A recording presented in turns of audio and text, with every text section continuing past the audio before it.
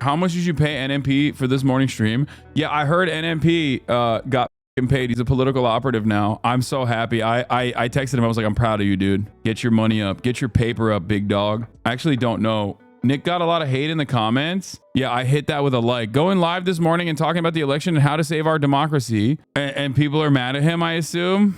His chat was culture shock. Yeah, it was definitely an experience for sure. Yeah, get your money up. Who gives a f? I don't give a shit. I ain't never gonna hate on someone for, like, I've told you this before. Like, obviously campaigns come to me all the time. I don't do it. I'm a political commentator. I don't think you should be able to, I as a political commentator, I don't think it's appropriate of me to take money from a campaign, even if I agree with their principles.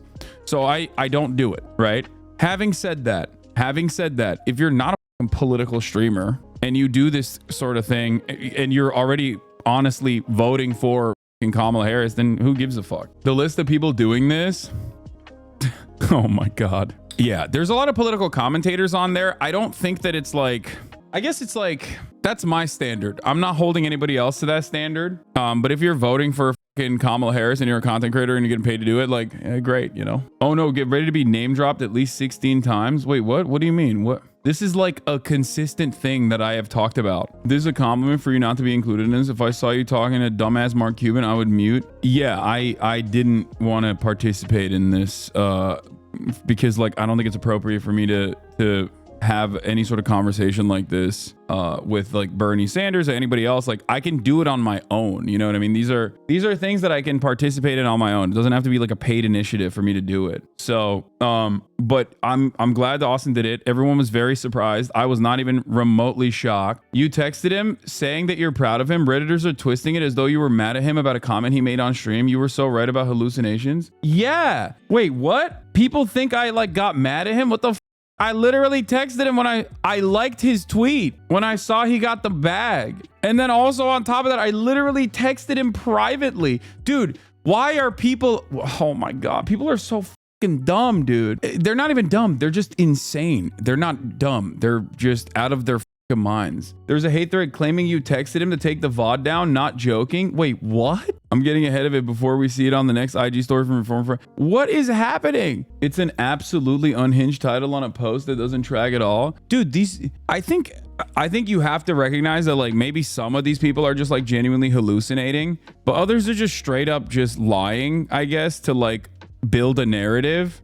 But anyway, the thing that I was saying with respect to like Nick is, you know, or any content creator in general that is already honestly voting for Kamala Harris, like, I'm not gonna shit on you. I don't shit on people who are Kamala voters in here. Like, there are certain things that, like, if, ow, my back hurts so much. I don't know why. But there are certain things that people say in terms of like voting for Kamala Harris that people would just be like, oh, dude, like, I'm voting for Kamala Harris because she's going to like save America. Like, if you say shit like that, I'm going to be like, well, there's definitely some issues with that statement. Like, I will explain my position clearly for you. But this is the clip they said you texted him about.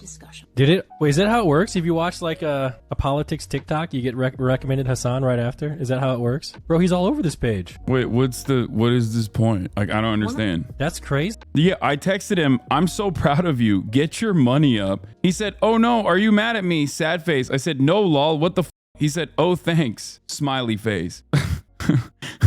Like, what the f are people saying? Chat, stop only focusing on politics or drama. It's a distraction of what's actually happening. Easy. Click it. Dude, Hasan be saying some wild stuff, man. So I don't know if we can.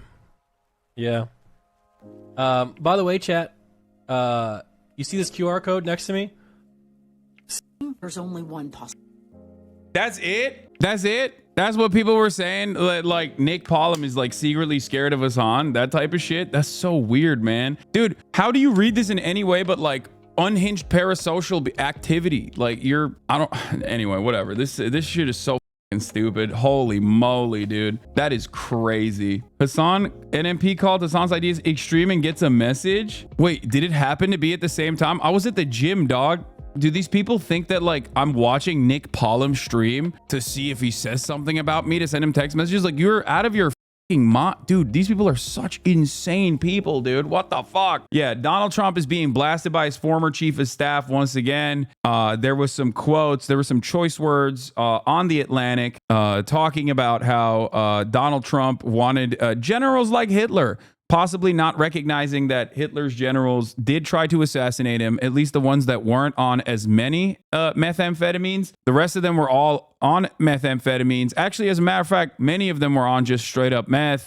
Some of them wanted to kill him for some, for one reason or another. Don't really know why he said that. Don't really fully understand it. Brian Kilmeade running defense for that fucking line is pretty awesome, though. Very breaking news this morning, Robin. Retired Marine General John Kelly. He was Trump's longest serving chief of staff, and he is speaking out right now with things we have never heard before from someone who has served a president. He says Donald Trump fits the definition of a fascist. He says that Donald Trump praised Adolf Hitler, demeaned American war heroes, calls Donald Trump a man who would govern like a dictator if allowed. John Kelly was one of Donald Trump's closest advisors, his longest serving chief of staff. And this morning, with just days to go until this election, he is now painting a picture of a former president and Republican nominee who has no regard for the Constitution or rule of law, warning that he would rule as a dictator if he could. What part of this is like new information, low key? Like I feel like not a single piece of this was a new revelation for me. I don't know. Maybe I've paid too much attention to politics, but it's like who the fuck's gonna be like, wow, I'm shocked. You mean to tell me that the guy who said he's gonna be a dictator on day one for one day, but he's gonna be a dictator, also said it behind closed doors? Like, bitch, he said it in public. He said it in a rally. He said it in a fucking rally in front of his fans. And you know what they did? They went, hell yes, sir. Let's fucking go. It's not like he ever hid this. Like, this is straight up what he wants to do. This Kelly story on Trump wanting to be Hitler is as close to an October surprise as you can get. Trump's own former top 8 issuing a dire warning. Never seen anything like this. Yeah, except I'm losing my mind. If the Democrats thought that this was the October surprise, this is the least surprising October surprise of all time. Like, virtually all of Trump's fans literally look at that and go, I like that. I don't know how to describe this, okay? I don't like that. I openly say that this is a problem among many other fucking reasons, but a lot of the base does not care. As a matter of fact, I don't even know if you could do an October surprise for Donald Trump because, I mean, this motherfucker had all of the surprises. He had all the surprises. He was the grab him by the tape and shit. Like, none of that worked. The only thing that worked was 4 years of Donald Trump and a world-changing pandemic, like a global shift that basically locked people into their fucking homes as Donald Trump went on television every day and was like, just inject bleach, you'll be fine. COVID is like, it's whatever. It's neither here nor there. Shut the fuck up. All this shit frustrated Americans so much that they were like, nah, I can't do this again. I don't want to look at the TV again. That's what worked. Now, the problem is 4 years have gone by since then, and Americans are notoriously bad at remembering shit. And the Democratic Party is also kind of bad at running a good campaign and reminding people of how bad it was. So this kind of stuff is, I don't know. I don't know if it fucking moves the needle. You know what I mean? I just don't know, because he would say stuff like this all the time while he was president. He said stuff like this all the time after he, was no longer president. I don't know. I don't know what to, like, I think people kind of have made their minds up on Trump. They know that he's like this and they like it. That's perhaps a much more damaging part of this story. Like, that's more damaging to American politics in general. There's going to be like long historical shifts happening in this country for generations to come post Donald Trump. I don't know. I think through the insanity, we understate how dangerous this shit is, though. I mean, you are not going to be able to explain to like the median voter that's like swinging for Trump that this is damaging for them, because Trump was president for 4 years, right? And if they forgot about how bad it was, now they're just going to fucking literally look at this shit and be like, yeah, I don't give a fuck.